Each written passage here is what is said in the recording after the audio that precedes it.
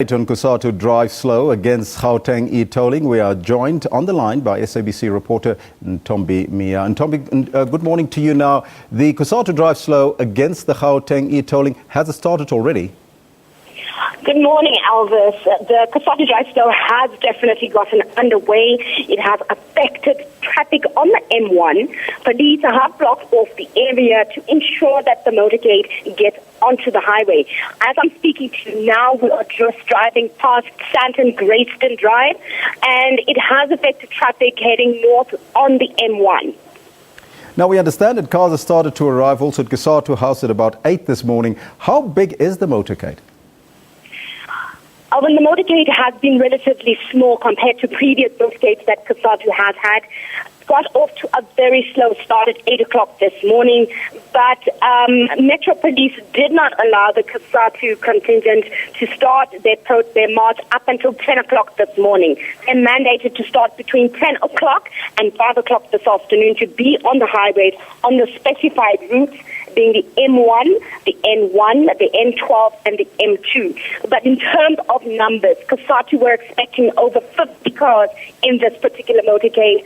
But from what we can see, they're struggling to get to the number of over 50 cars joining this motorcade. So significantly, this particular motorcade is smaller than previous motorcades. So it has not affected traffic significantly?